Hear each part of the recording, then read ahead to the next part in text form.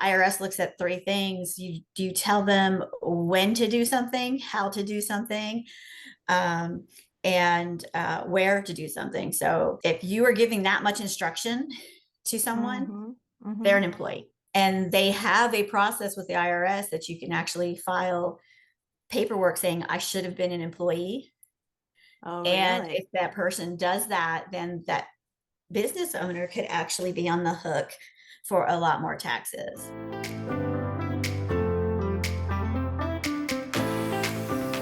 Remember when computers were supposed to make our life easier? Do you remember that? They do if you like actually work, if they work correctly, and if they stop Right. changing all the software, right? Right. Oh, well, thank you so much for taking the time to sit down with me and chat. First of all, as we get started, just tell us a little, in a nutshell, tell us a little bit about your background and history and your tax, your tax experience. Okay. And then I just want to hear, I want to hear all the stories. Like, what have you seen? What has come? She rolls her eyes. Yeah. Sorry, it's involuntary. So, We'll start with who so you are. okay. Yeah. So I'm Jane Adams, and I have an accounting degree. I went to Drexel University in Philadelphia, so we had a co-op program. So I actually started working at a public accounting firm. I'd work 6 months, go to school 6 months. Oh, wow. And so that is how I got into the tax department at a public accounting firm. So that was my primary responsibility. And I fell in love with taxes, not so much tax season. Oh, right. Um, there was a huge expectation as far as how many hours you had to work when you were in public accounting and in the tax department. And, I was young, wanting to get married, have kids, those kind of things. So I actually went back to work at a bank I worked at in high school and just did my dad's books on QuickBooks desktop, like when it first came out. Very Wow. long time ago. Very long time. Careful. Don't age yourself. Yeah, too late. So, and I did taxes on the side. I mean, I did all my Oh. family's and friends' Mm. taxes for years. I was in banking, and I've done things on the accounting side. I've done internal audit, where I'm always auditing statements and financial statements and entries and Mhm. things like that, Yeah. making sure all the accruals are correct. And then I stepped away from banking and went into taxes full time and became an EA in 2013 because I Mhm. never needed to finish my CPA. Uh, In the job I was doing. And then when I moved to Texas, they by that time had required a lot more hours. So it was either send my son to college or myself to college to get those extra yeah. hours. Yeah. And I just really enjoyed doing the tax part. So I decided to go the enrolled agent route. So Uh-huh. um, anyway, that is what I've been doing. So I've been an EA since 2013. Uh-huh. I do spend a lot of time answering letters from the IRS and answering their questions about tax Oh, returns. So really? Oh, that really? does skew some of Uh-huh. what I'm going to talk about with some of the things Oh, that oh, bother me. So a little juicy. bit. Yeah. Juicy. I'm on Yeah. the edge of my seat. Yeah. Well, and I think, and I'm actually starting to work with a couple new businesses doing their bookkeeping, and so there Uh-huh. are a few things that have come up through those reviews that Uh-huh. kind of tie into this also. But I think really one of the biggest things is tracking and receipts. Hmm. Um, Okay. as a tax pro, I know what documentation the IRS is going to want to see. Oh, yeah. What is the likelihood they're going to request that documentation? It's not Uh-huh. 100%, obviously. Uh-huh. However, when they do want it, that can really impact a business's returns, especially the mileage part. Hmm. Um, if you don't have, some sort of calendar or app that tells, where you were going, what was the business purpose, Mm-hmm. they're going to eliminate that. And that can really, impact someone's return. And that's Mm-hmm. a big part of audits, and Really? letters that we get. Really? And I think with the bookkeepers, they kind of just they go by what they're told. Yeah. If Yeah. the business says this is what our expenses were for, Uh-huh. they just they put them in there, and Yeah. they don't require any documentation. And I get it's a different standard. I really do. Um, but it's really hard to go back and try to recreate a calendar. Mhm. I mean, Mhm. some businesses it's easier than others if they have some sort of dispatching system for their, if it's a service business or something, but it's still very difficult to recreate Mhm. those things. It's the Mhm. same with receipts. If they don't keep receipts or make sure that the receipts are scanned in, um, that's another big issue with the bookkeeping. Um, So let me because, ask you a question about receipts, because I have okay, like my own philosophy over the years, and I have I've never actually asked a professional, so I'm curious to know. okay, My philosophy has always been that if the receipt or if the expense is from an establishment that is obviously that thing. Okay. So mhm, let's say, for example, I'm spending I buy some business cards from an advertising like company, okay, like a printing company. right, So that is obviously a like that's not going to be anything other than advertising. So I never keep the receipt for that because it's on the bank statement. Like that's what that that's, company is. mhm, However, if I buy from like Staples or Target, which sells a wide variety of things, and it could be an advertising thing or it could be bubble gum, then that's when I keep the receipt. So am right. I like is that, do I actually need to keep every receipt, or is my like rule of thumb a good rule of thumb? Now, I mean, I think there are some, like you talked about, to an advertising firm that you could Right. probably, I don't want to say get away with it because it sounds Uh, like you're trying to get away with something. right, Um, right, right. Yeah. and and most of the time you're going to be okay. Yeah. But it is definitely for those items that are not as cut and dry, meals. Right. Was it a meal that you brought into the business for, we're working late during tax season, or we're working, Yeah. so that it's for everybody? Yeah. Or, did you buy gift cards for gifts? Or, Right. there's those places. But they can get really sticky. I mean, it Mhm. all depends too. Every auditor is different. Mhm. For the Yeah. IRS.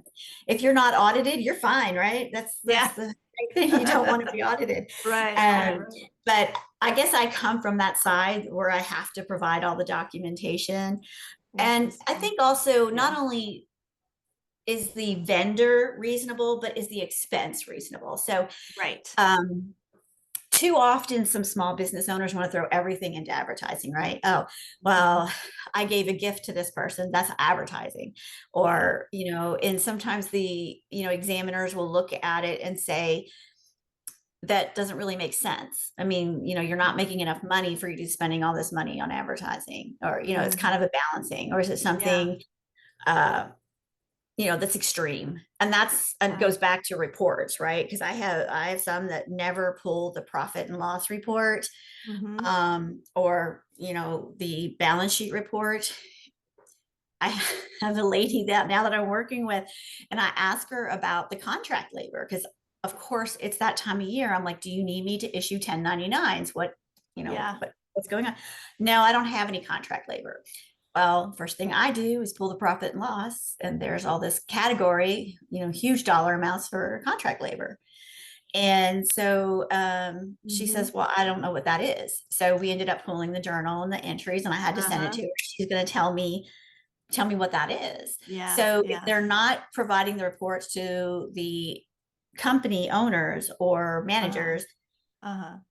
or making sure they understand what's on those reports, Yeah. um, I think sometimes the owners might just throw them on the desk and not really look at those reports, or Mhm. file them in their email or something. But Yeah. just really looking at those for reasonableness helps a long way, even with taxes. Mhm. Interesting. Yeah. I remember when we talked before, one of the things that you said was that bookkeepers don't push back enough on the owners.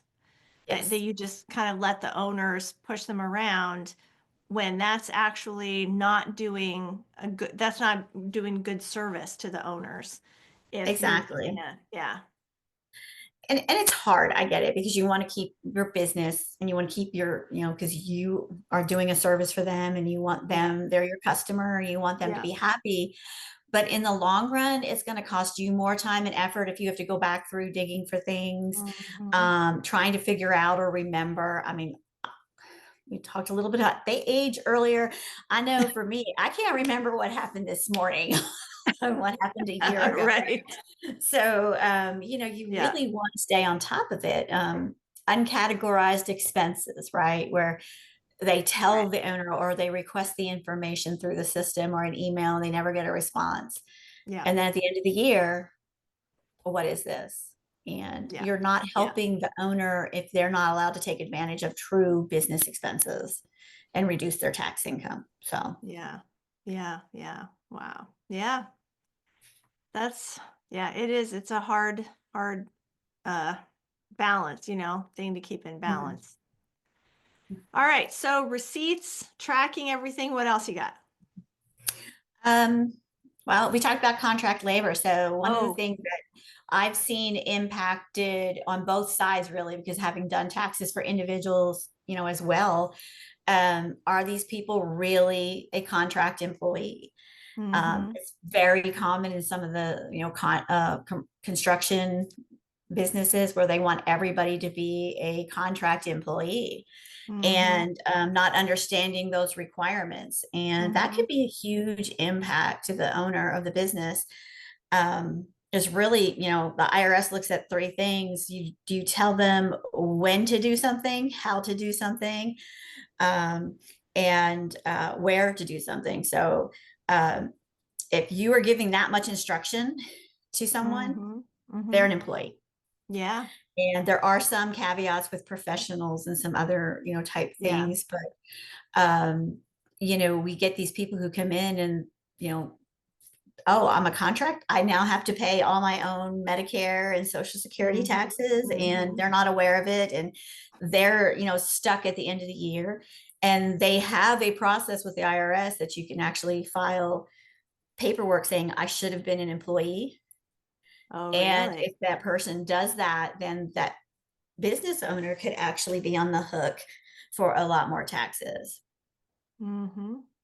Wow. So there's just so many intricacies with the IRS that, we don't Yeah. all understand.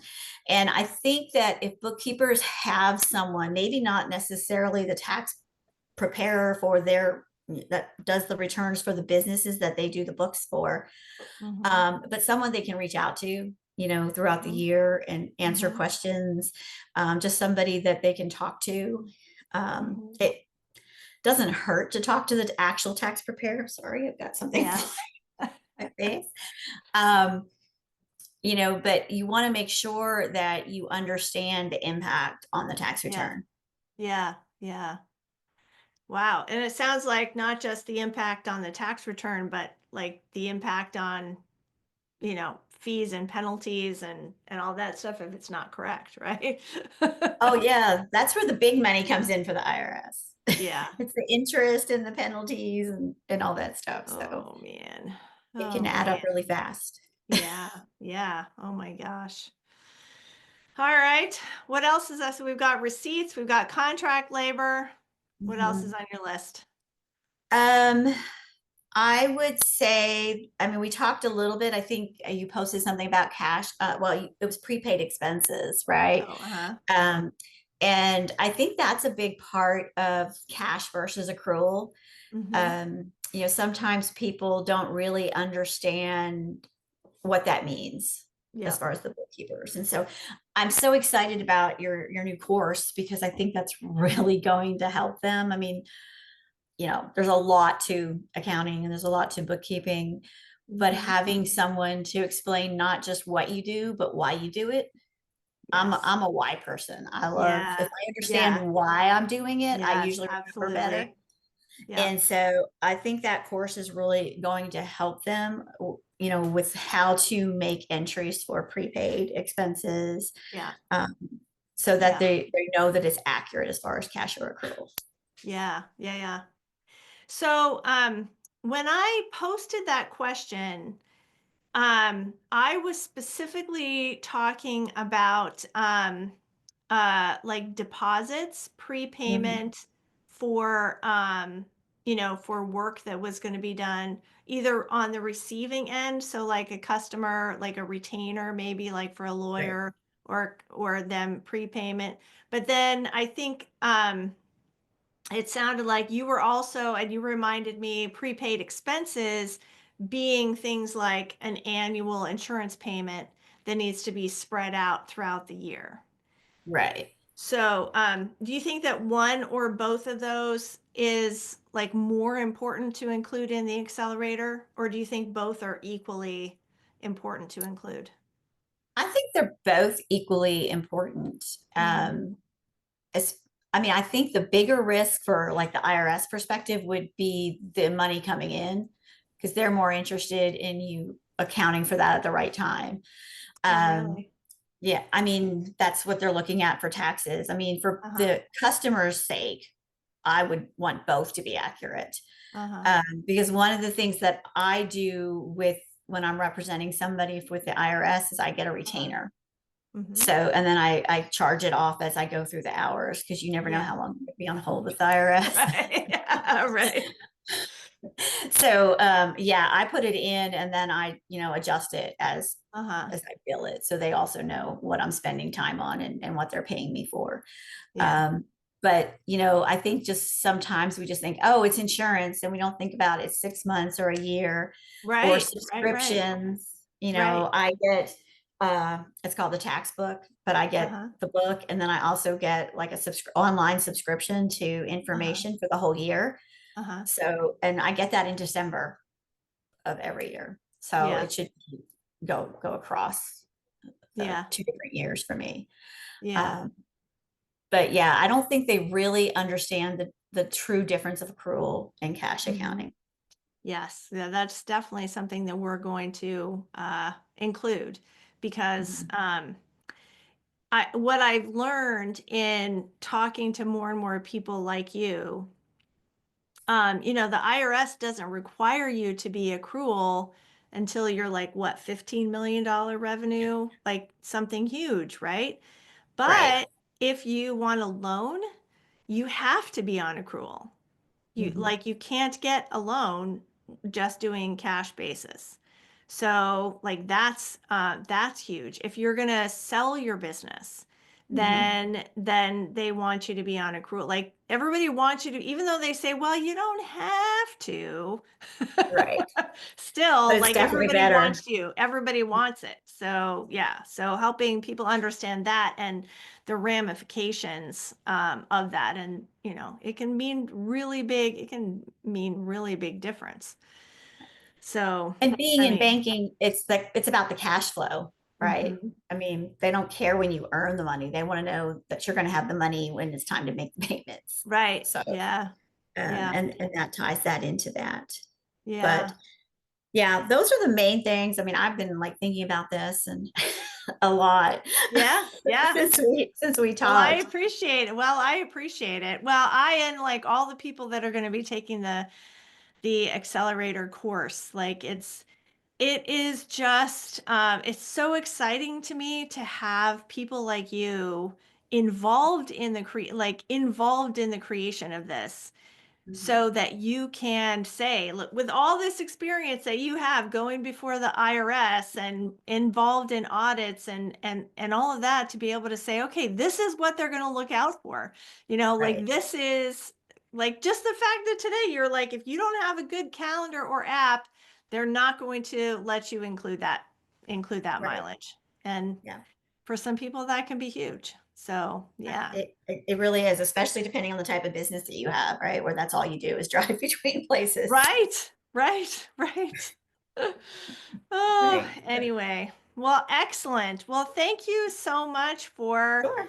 sharing these thoughts. Thank you for being on the council. Thank you for participating in this group project that, that we have going on to make the lives of everybody better, the business owners, the bookkeepers, the accountants. Like there's so much, uh, there's just so much pain right now in the industry, and I'm excited to have a chance to be able to make a difference and help everybody out. It really lights a fire under me. So, Well, I enjoy it too, so you're very welcome. all And right. anything you have other questions, let me know. All righty. Thank you. You have a great weekend. You too. Happy New All Year. righty. Bye-bye. Bye.